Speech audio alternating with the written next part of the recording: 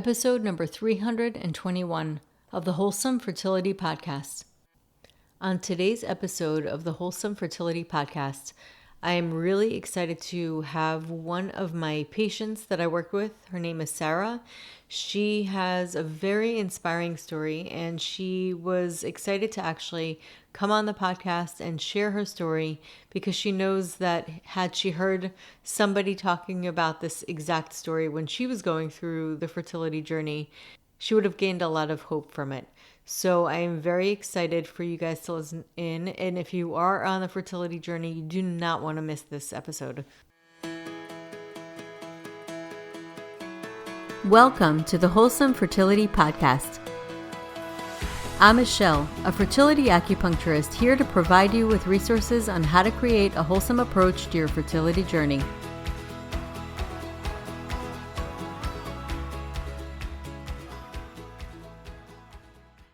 I'm so excited to have you on today, Sarah, to share your story. And thank you so much for really being willing to share your story so others can hear your inspiring and hope-filled story. So I'd love for you to introduce yourself and also share your journeys. Yeah, thanks for inviting me, Michelle. So my name is Sarah, and actually I was struggling with infertility. So I had unexplained infertility for 3.5 years, and I did a lot of research on what to do next because I had several examinations at the doctor, and they couldn't find any problem, and I actually visit several doctors and go through all of the laboratories and all of the examinations, but they didn't find anything. So what I did the research is that acupuncture is helping a lot of people about infertility, and they because it relaxes you and it gives you, and also not only acupuncture, but also getting the right supplements. And once I read that, I found Michelle, and she had a very good rating on Google. So I contacted her and I explained my problem, that for 3.5 years I couldn't get pregnant. Nobody's telling me what's the problem. And I'm doing everything by the doctors, and I'm eating healthy, and I couldn't find any kind of factor that will stop me from being pregnant. So I started visiting Michelle, and at the beginning, she told me I liked about her that her energy and everything, like the positive energy, because she was not only acupuncture, she was not only doing me acupuncture, but she was actually for me like a life coach. Giving me a path what I need to do next. So I started visiting Michelle, and actually the first visit, at the initial visit, she examined me with what we need to do next, and what kind of supplements I need to take. And then the visit with the acupuncture, actually after the first visit, it helped me a lot because I came home very relaxed, and I try to do also not only the acupuncture but the visualization as well, because that's what she recommended. And going on the beach, just relaxing, going on the sunrise, and everything that is about getting the full energy. So it changed me completely. So after 5 treatments, I was able to get pregnant naturally. So that's a very big success, and I couldn't thank you enough for doing that for me. Oh, I appreciate it. But I want to get the focus on you, like what you've gone through, everything really from the beginning, because, first of all, you did a lot yourself. Yeah. So I can't take full credit. You really took a lot of initiative yourself, and you partnered up, and you took in a lot of the practices and everything, because that's a big deal. And so I want to go back, like when you first tried, you tried naturally for how long? Yeah, naturally for 3.5 years. Yes. Oh, so you, before the IUI? Yes. So then I took, I wanted to go through that. This is just a summary of the story. Yeah. But yeah, I went through the IUIs. So I had 4 IUIs. After 3.5 years. Yes, correct. I Yeah. have 4 IUIs, Mm-hmm. and none of them was successful. Mm-hmm. So even I was on some of those IUIs, I followed the acupuncture, but I was on another acupuncture specialist, Mm-hmm. and didn't help. Then I decided to go with IVF, Mm-hmm. and that was like a year and a half. I went through the IVF, and the first IVF was not successful, so they took like several eggs from me, and only 2 survived. Went to the embryos, and I had a embryo transfer, a fresh embryo transfer. I didn't succeed. Mm-hmm. Then I decided to go with. Then I called Michelle, and then I started the acupuncture session. So I explained her my story about it, and then we started taking supplements and going through the acupuncture sessions. Then I went to the another. While we were doing that, I went to another IVF with another hospital. But now it was different because it was a frozen embryo transfer. Mm-hmm. So that was the difference. And I also think that the hospital makes also a big difference, because the Yes. first hospital was not treating me well, and so I felt like I felt alone there, and they didn't give me a full support on, and I didn't know what to do next, because that was my first IVF.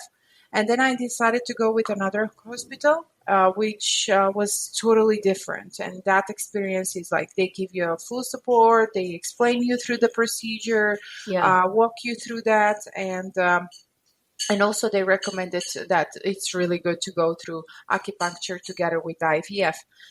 So when I went through the IVF, it was, and I was The going through second time. Yeah. the second time, yes, and I was going through the acupuncture as well at the same time. So I was actually putting the injections, and going through the doctor every second day, and they actually saw like more eggs from the first time, which I was telling them that the first time they didn't see a lot, and basically, and more mature eggs, which Mm-hmm. which were for IVF. Then we scheduled the egg retrieval, and at the same time, I was going to the acupuncture. So with Michelle, we were coordinating how we're going to do the sessions, because I was going to the egg retrieval, and how many sessions I need before the egg retrieval, and how many after that, to start preparing my body for transfer. So I went there, and I, yeah, fortunately, they actually took like 8 eggs, so 6 of those were made to the embryos on the 5th day.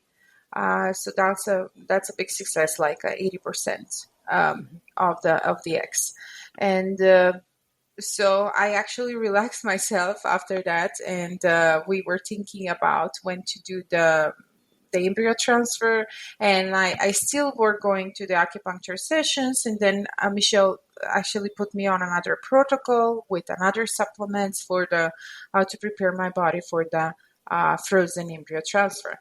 But when I was talking with Michelle, so we decided, and that was my gut feeling, to go in the that was the I did the egg retrieval last year about this time, and then I was thinking to go with the embryo transfer like somewhere in May, after Mm-hmm. 6-7 months, just to relax my body and to start thinking about something else, and to not be so stressful, because I had embryos.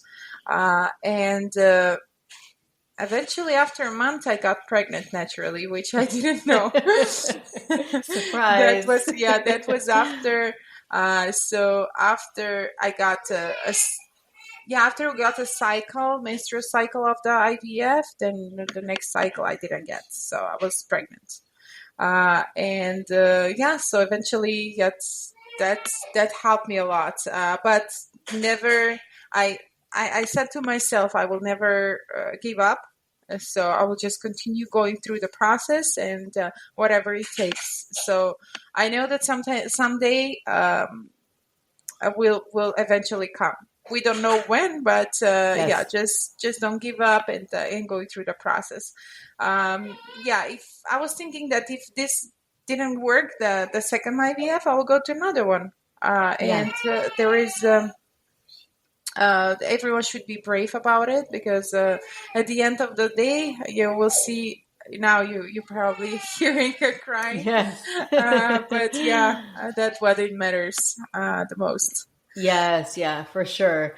It's amazing to me. I mean, your story is so amazing because you had every reason to feel like, oh, this isn't going to work out because 3.5 years and then IVF and then that didn't work out. And it could have been like, you could have had every other reason based on circumstance to say, you know what, my future is probably going to be the same, but something inside of you said no. so Yeah. so walk us through that. Like, I always find that really fascinating, that like drive, that fire, that something, that calling, that mystery. There's something inside of you that knows you're meant to have that baby. Yeah. So what? Also, I was doing a Reiki energy. Hmm. So basically, before I had a lot of headaches, and maybe something was stuck in my inside my brain. I don't know.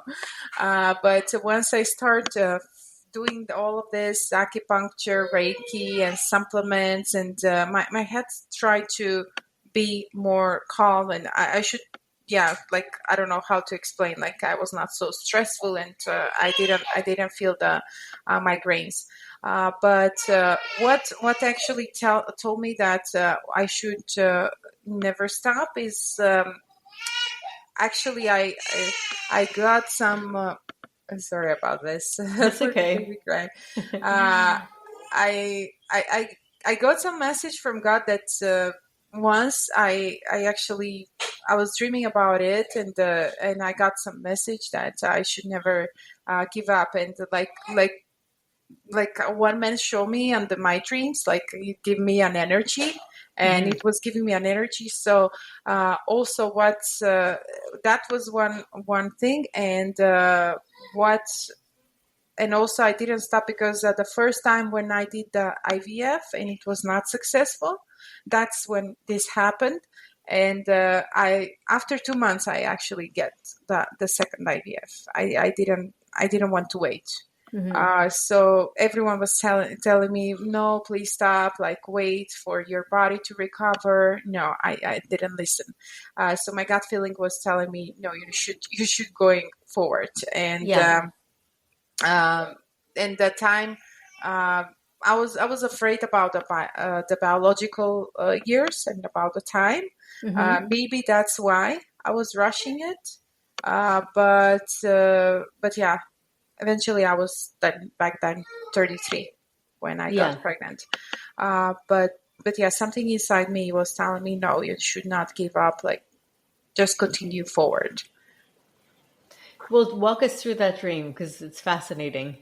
Yes, so I was actually, yeah, I was one man like show me in a brown, all the clothes were brown, and then it has a beard, and then it was standing a lot, yeah, above me, and was giving me like a.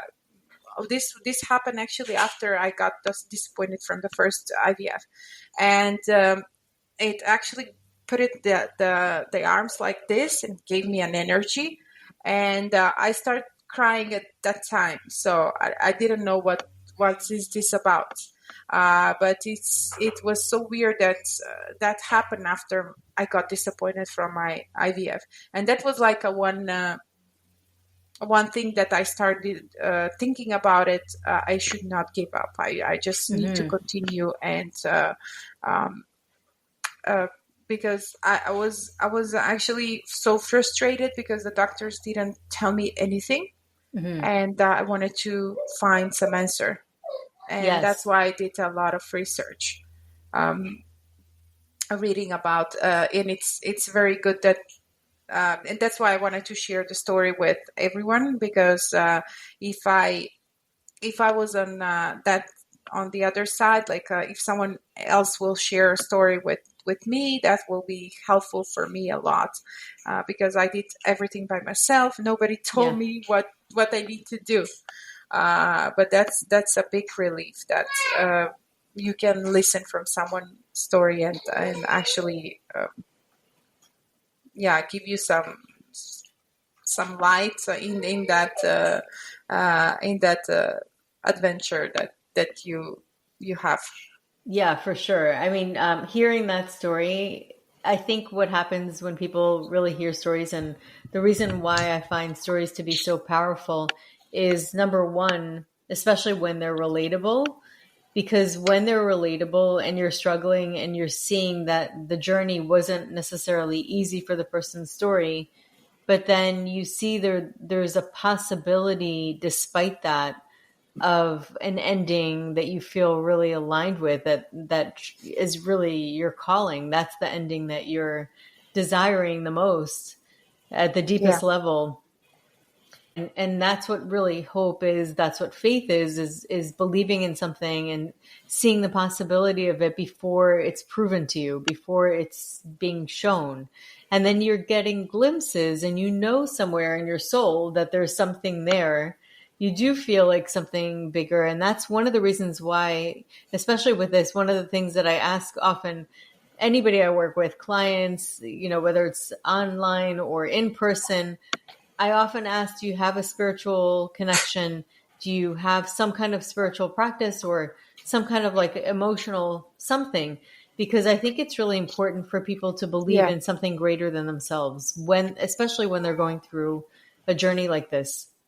yeah, definitely. Because when I was starting with Reiki energy, in the beginning, the one lady that was giving me a Reiki energy, she told me that I don't have a very close connection with God and with Hmm. Mother Earth, because she told me, like, you need to start believing in God, and you need to pray more, and then you need to go to nature and walk around the nature, appreciate what you have, and go through the sand, and then Hmm. feel the energy, and like that you can connect with Mother Earth. So I was following that as well, because Isn't that interesting? We were both yes, saying to do the same things. It's yes, it's interesting how yes, you find the same signs and messages in different places. I think that's God telling you this is for correct. you. Yes, yes, that's right. Yeah, yeah, that's right. And I was telling her, like, but I believe in God. She said, yes, but it's not enough. Like, maybe you believe it, but you're not proving it. So yeah, you just need to be more, just establish that connection more, Hmm. and pray for God more, and for what He gives you. Do not Yeah, blame Him about what is happening to you, because yeah, everyone is different. So that's basically what she told me, and I remember that what she told me is that God is giving you a child to take care of him. It's not your child; it's a God child. oh So wow, that's a powerful thing. yes, yes. So yeah, that actually got me, and eventually I start thinking about it, and that's what I follow. Like, I pray more, and then I start reading the Bible as well. Hmm. Yeah, Yeah. just to connect more with God, and definitely it helped me. And also going to the nature, start thinking about have more doing more meditation, doing visualization as well, and yeah, uh, what was different. And when I started visiting you, Michelle, if you remember, like, my hands were very cold. That Hmm. means that I didn't have enough blood flow, Hmm. and that's also one of the reason why I couldn't get pregnant. Like, you're putting something in the oven, and the oven is cold. Hmm. So Hmm.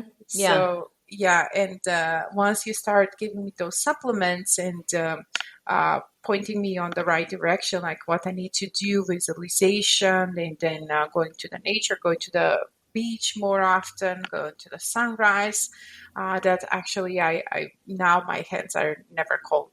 I Amazing. actually, yeah, that's also very amazing that the blood flow needs to be improved for Yes, and this to think about it happen. too. I mean, you're getting blood flow more to the brain too. Like, and Yes. then it makes you feel more calm, more at ease, because in Chinese medicine, when you are deficient in blood, one of the things that happens is that there's not enough blood really circulating through the system. This is how we're seeing it.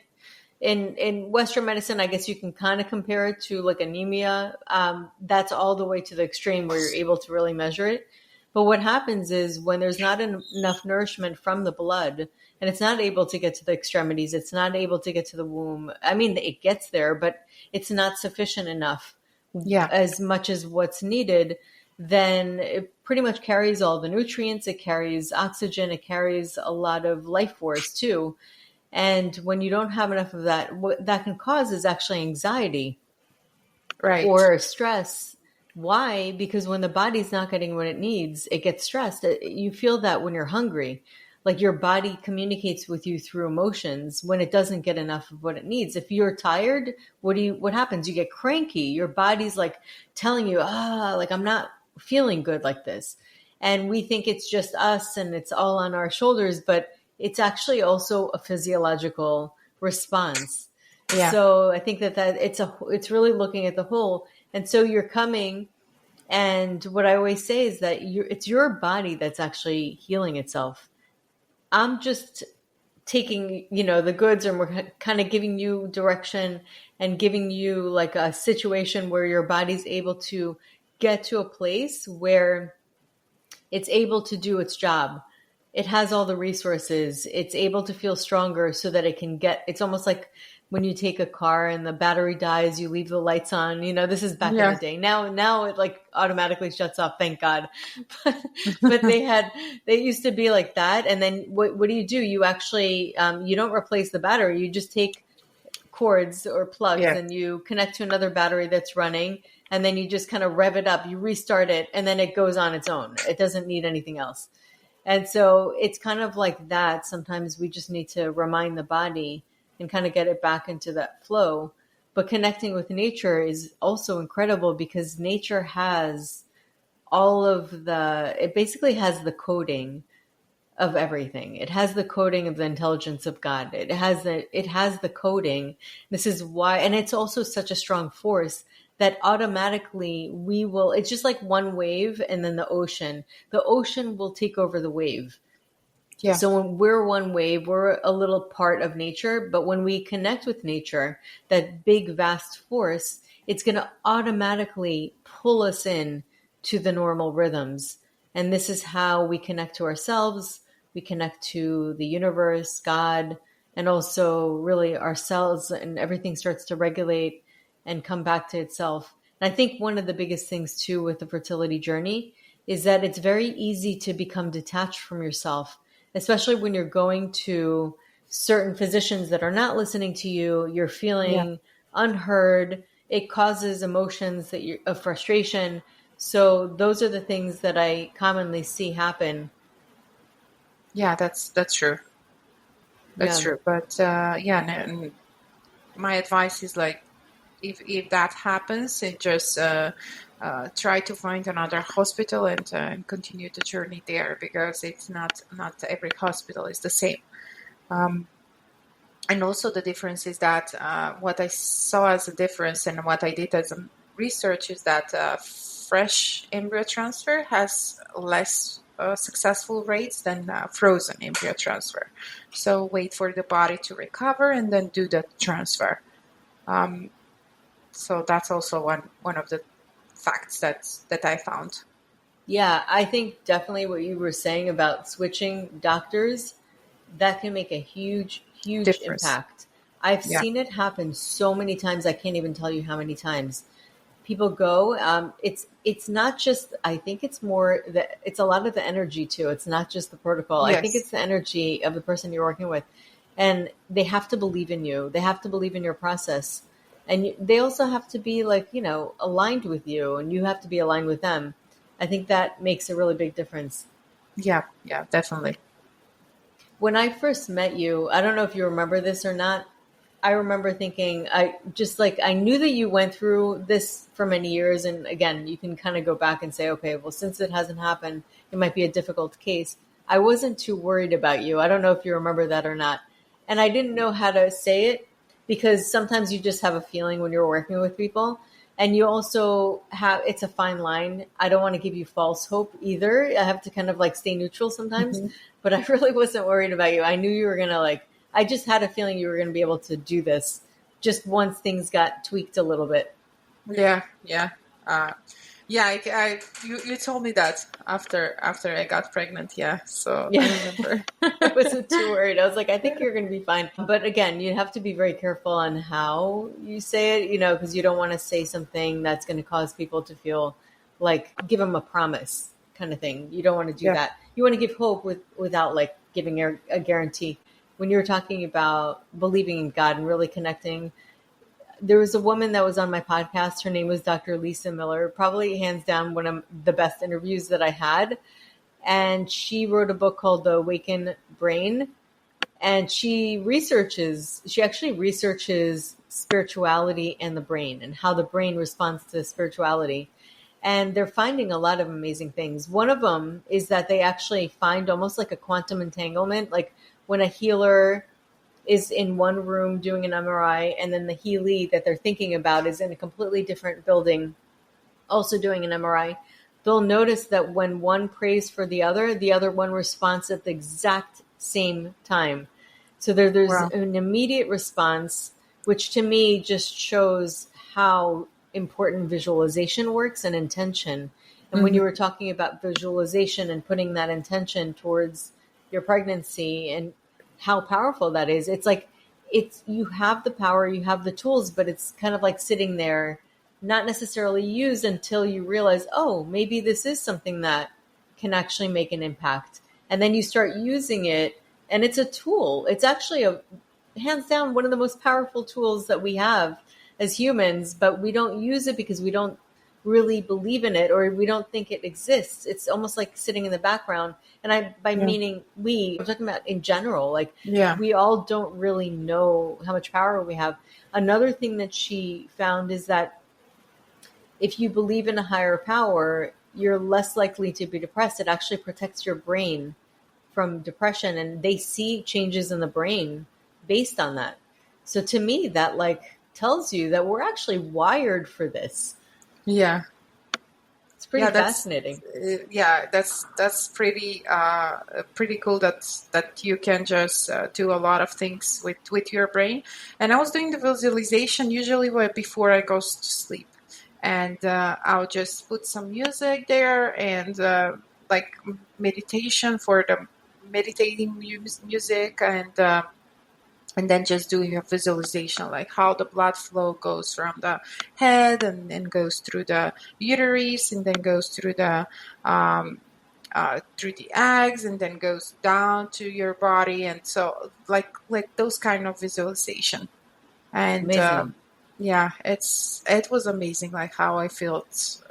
You do that with like with your brain, and then you start feeling it. You start feeling it, the warm and on your stomach, and then it's amazing.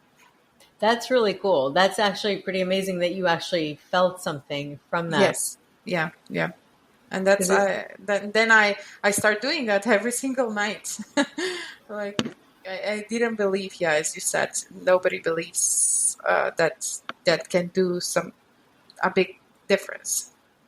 yeah, it was interesting because I followed Eckhart Tolle. I don't know if you've heard of him. He wrote the book The Power of Now, and he tells a story. It's kind of like one of those folk tales about a guy who's begging for money, and he's sitting down on top of a bench.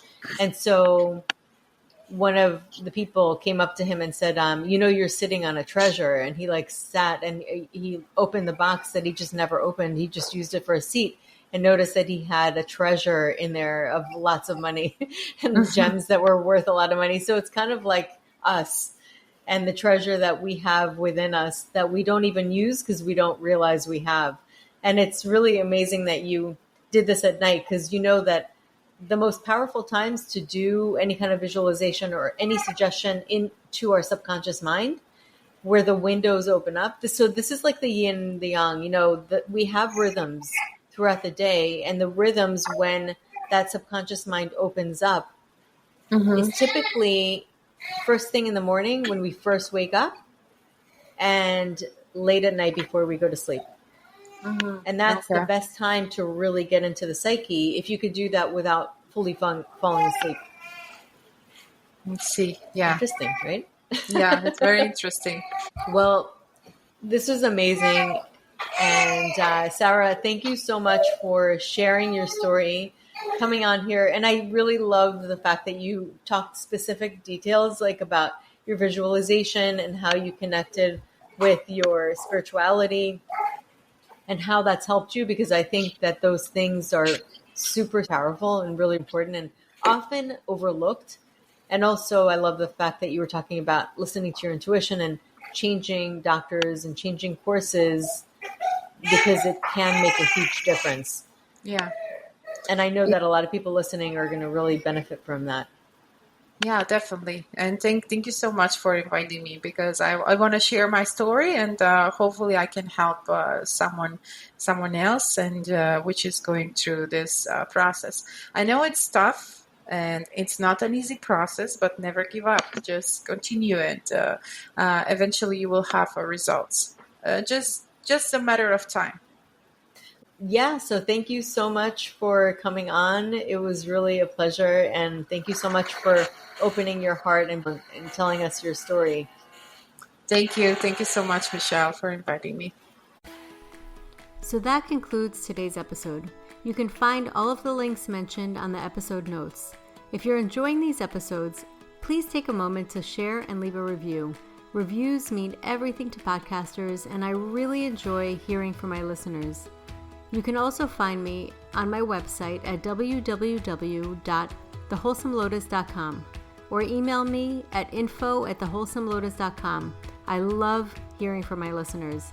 If you're interested and want updates as well as a free ebook on my top 10 fertility boosting habits, you can visit my fertility page on www.thewholesomelotus.com. I thank you so much for listening in and hope that you have a beautiful day.